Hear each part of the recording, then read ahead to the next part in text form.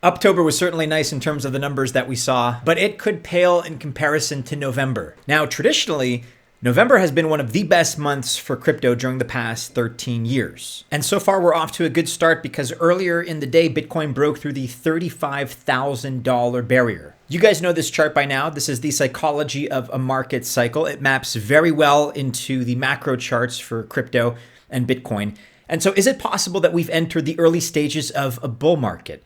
If we look at this chart, there is an argument to be made that we're in the disbelief stage. We can argue about the exact start dates, but either way, we do have to prepare for the crypto bull market. And so in this video, we're looking at 4 top shelf altcoin projects for November 2023 and beyond.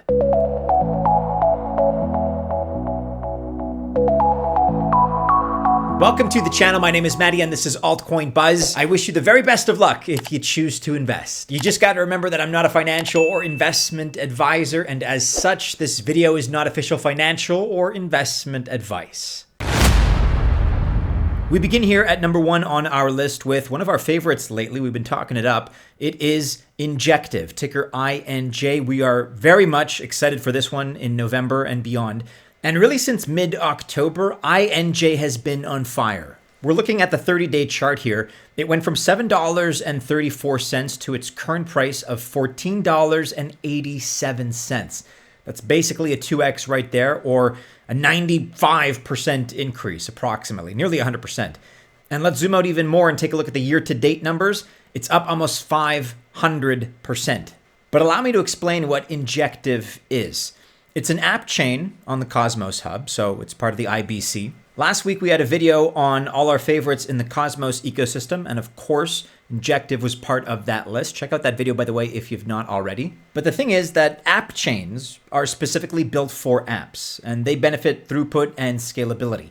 And Injective allows developers to plug and play their modules. This results in very fast speeds, and it's a mechanism that does not charge any gas fees. Injective specializes in financial apps. It's built for finance. So you find DEXs, asset management protocols, and so forth on it. However, Injective also offers NFT marketplaces. And NFTs in general are down. There's no doubt about that. But in contrast, Injective offers a small but bustling NFT scene, despite the fact that it's a little bit of a depressed market at the moment. And so it shouldn't come as a surprise that the platform is DeFi heavy, but it's also interoperable. And first, of course, in the IBC, but also with EVM chains. So you can expect more upward gains for Injective during November. It's got all the momentum behind it. It's doing all the right things. It could melt some faces come the next crypto bull run. Keep an eye on INJ.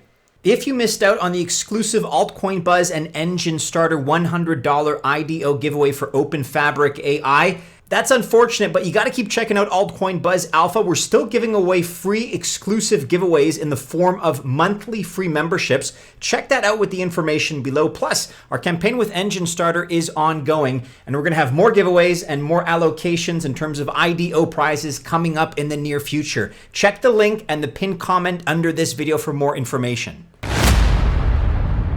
Next up, and at number 2 on our list, we're looking at MINA Protocol, ticker MINA, M-I-N-A. And we've certainly talked about this before, but MINA is known as being the world's lightest blockchain. Everybody can run a node really straight from their phone. It's that simple. This is our latest video on MINA. Check that one out if you haven't yet. But for reference here, an average blockchain is about 300 gigabytes. Ethereum is a little bit bigger. It's over 1,300 gigabytes. And every hour, sometimes even every minute or every second, these blockchains produce new blocks. So all these chains continue to grow in perpetuity as well. That's a feature of these blockchains. And not everybody knows this, but as an example, Ethereum actually grew by 32% compared to last year. So 32% growth in size. But by contrast, MINA is only 22 kilobytes. And that's a fixed size, by the way. So instead of storing the complete chain, MINA nodes only store a small part. But on the downside, it has a TPS, that's transactions per second, of only 22. So only 22 transactions per second. So this makes it a rather slow chain in all honesty. But the flip side of that is that the chain is very active and its developers, to their credit, keep building. MINA's major focus is on privacy, and to accomplish this, it uses ZKPs. That's zero knowledge proofs. And it also uses ZK snarks. And MINA has some very lofty ambitions. Their aim is to offer a worldwide payment system. The MINA token has also had an unbelievable October. It's been up by well over 50% with a lot of high spike activity, as you can see here, towards the end of October. And just remember that there's a whole lot of room left to grow because versus its all-time high of $9.09, it's only sitting right now at 58 cents and a market cap of $580 million. So in other words, it is down 93.58% from its all-time high set about 2 years ago.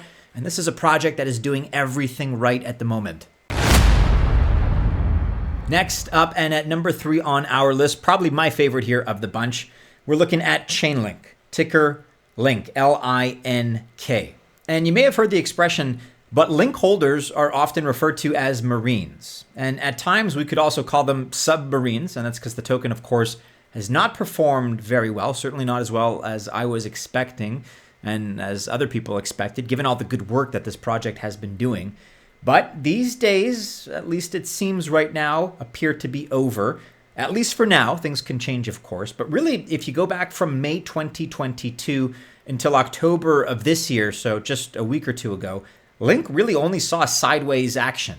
And of course, we've been longtime proponents of LINK, but we knew something was up. We posted a video on the subject of Chainlink 2 weeks ago. You can check that one out. And subsequently, we immediately saw this pump. We're not taking credit for the pump, but we do like to think that we called it, given all the positive developments with Chainlink as of late. And you can really see here that over the course of the last year, Chainlink, ticker LINK, was trading in a relatively narrow range that it seems to have broken out of, which is very promising, again, given that we may be at the early stages of an upcoming bull run. We've got to remember that Chainlink is still the #1 oracle in the crypto space. And an oracle supplies blockchains with off-chain information, which is a crucial role since blockchains can't do this by themselves. That's where oracles come into play. And this really does show how important oracles are for the blockchain space. Chainlink indisputably is the leader.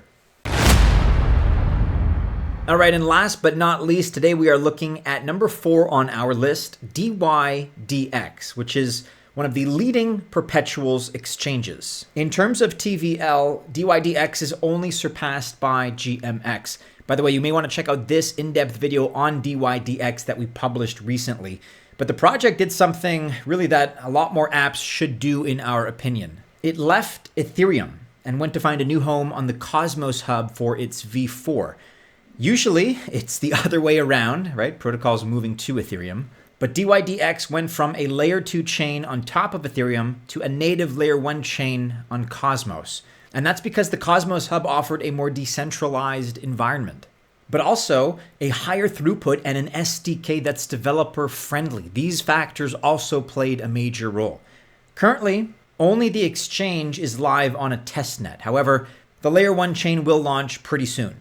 The token migration from Ethereum to Cosmos is in full swing. You can already stake your dydx on the Cosmos hub, by the way. And according to the numbers here, dydx has a current TVL of $384 million. And the exchange is claiming $26.5 billion in volume during the month of October. Taken all together, these facts really go hand in hand with their dydx token price uptick. During the past couple of weeks, it was about 29% up. But looking back here at the last year, dydx is up a good 50%. And this probably was therefore the right move by dydx at the right time. Again, making the most of the bear market to better position themselves for the bull market.